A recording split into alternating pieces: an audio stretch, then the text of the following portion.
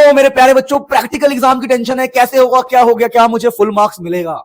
इतने सारे ईमेल, इतने सारे मैसेज। मैंने कहा भाई इस पर एक वीडियो बना दूं। हाँ, यहां मैं आपको प्रैक्टिकल करके तो नहीं दिखाने वाला, लेकिन आपको ऐसी गाइडेंस दूंगा जिससे आपका दिमाग एकदम रिलैक्स हो जाएगा, और बहुत यूजफुल गाइडेंस है on the basis of my personal experience. मेरा जो एक्सपीरियंस रहा है और जो मैंने बच्चों से पूछ रखा है जो प्रैक्टिकल एग्जाम दे चुके थे, उनसे जो पूछा वो बताऊंगा। और सच बात है, देखो कहां से क्वेश्चन मैक्सिमम पूछे जाते हैं। जब भी आपका प्रैक्टिकल एग्जाम होगा, आपके सिलेबस वाले क्वेश्चन ज्यादा पूछे जाएंगे।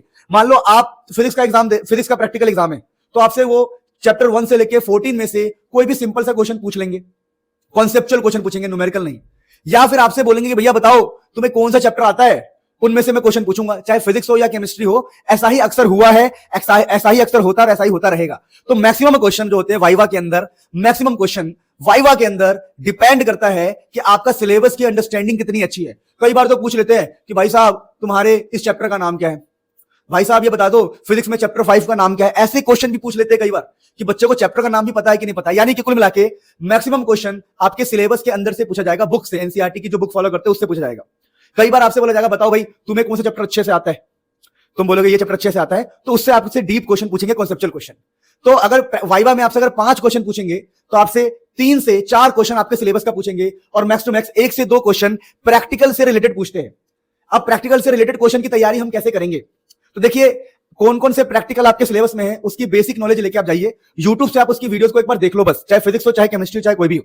और फिर आपके ग्रुप को एक प्रैक्टिकल मिलेगा, आपके ग्रुप को एक प्रैक्टिकल मिलेगा, और आपके पास आपका प्रैक्टिकल फाइल भी उस टाइम हो सकता है। कई स्कूल में ऐसा होता है कि पहले सबमिट करवा लेते हैं, कई स्कूल में सबमिट नहीं करवाते हैं, बाद में उनके हाथ में होता है। चलो प्रैक्टिकल फाइल नहीं भी है तो कोई दिक्कत नहीं है, आपके 3 से 4 बंदों का ग्रुप होगा।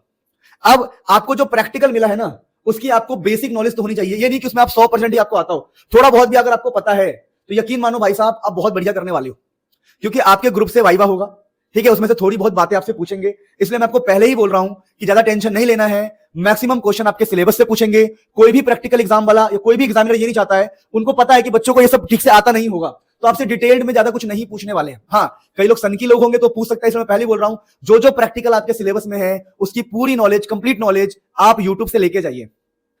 बात मानो, यूट्यूब से नॉलेज लेके जाओ, सबसे बढ़िया बता रहा हूं, चाहे फिजिक्स हो चाहे केमिस्ट्री हो, और वहां पर तो क्वेश्चन आपको पता ही कैसे पूछने वाले हो, सिलेबस के अंदर से पूछने वाले। तो बहुत ज्यादा टेंशन लेने की जरूरत नहीं है प्रैक्टिकल एग्जाम की।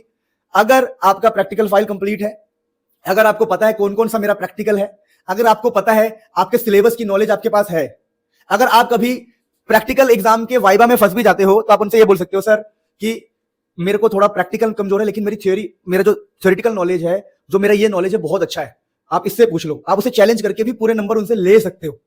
तो प्लीज आपको बस अपने सिलेबस के कॉन्सेप्चुअल क्वेश्चन अच्छे से पढ़ के जाना है। समझ पा रहे हैं मेरी बात को? तो सारे कॉन्सेप्चुअल क्वेश्चन मैंने बता रखा है, अभी मैंने एक पेपर लीक करके फिजिक्स का सारे कॉन्सेप्चुअल क्वेश्चन के पीडीएफ के बारे में बता रखा था, इंटरेस्ट हो तो एक बार जाके देख सकते हो। अदरवाइज आपको प्रैक्टिकल एग्जाम की टेंशन लेने की जरूरत नहीं है, 30 में से 30 मिल जाएंगे अगर आपको नॉलेज है आपके सिलेबस का। तो बस दोबारा बोल रहा हूं, बहुत ही कम चांस होता है कि वो आपसे पूछेंगे कि थोड़ा बहुत तो पूछते भैया क्या कर रहे हो, आके भी पूछ लेते ये क्या है, तो भाई थोड़ा बहुत बेसिक नॉलेज तो होना चाहिए, और वो आप यूट्यूब से पहले लेके जाओगे। भाई ओम्स लॉ का एक्सपेरिमेंट है तो आपको पहले से पता होना चाहिए, भाई आपको लेंस का एक्सपेरिमेंट है तो आपको पता होना चाहिए। ऐसे क्वेश्चन पूछते हैं, अच्छा बताओ ये कौन सा लेंस है, और बच्चे ये नहीं बता पाते कॉन्वेक्स है कि कॉनकेव है, तो भाई अगर आप बिल्कुल ही बेकार हो तब आपको 28 27 मिलेगा। लेकिन आपको हल्का फुल्का भी नॉलेज है तो यकीन मानो 30 में से 30 आपकी जेब में, और 30 में से 30 आपकी जेब में है, लेकिन सिलेबस की नॉलेज होनी चाहिए। तो ये मेरा गाइडेंस है, बहुत टेंशन लेने की जरूरत नहीं है। आपको पूरी तरह नहीं भी आता है, प्रैक्टिकल नहीं भी कर पा रहे तो टेंशन लेने की जरूरत नहीं है। इतना गहराई में कोई नहीं घुसता, इतना गहरा हाथ कोई नहीं डालता है। बस आप कर रहे हो, आप एक्टिंग बढ़िया से करते रहना अपनी, क्या भाई मेरी एक्टिंग बढ़िया चल रही है, बहुत बढ़िया एक्टिंग चल रही है, कितना एंगेजमेंट हो, ऐसे ऐसे तार तोड़ो, जोड़ो, तार तोड़ते रहो, जोड़ते रहो, ये सब करते रहो बस, और टेंशन लेने की जरूरत नहीं है।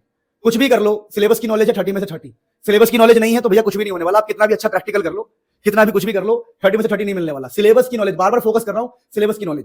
तो गाइस आई होप समझ गए होंगे कि मैक्सिमम क्वेश्चन सिलेबस के नॉलेज से ही आएगा। सिलेबस मतलब कि भैया फिजिक्स का सिलेबस में सारे चैप्टर के आपको कॉन्सेप्ट आते हैं कि नहीं आते, केमिस्ट्री का कॉन्सेप्ट आता है कि नहीं आता है। तो मिलते हैं नेक्स्ट में, आपका खूब भला।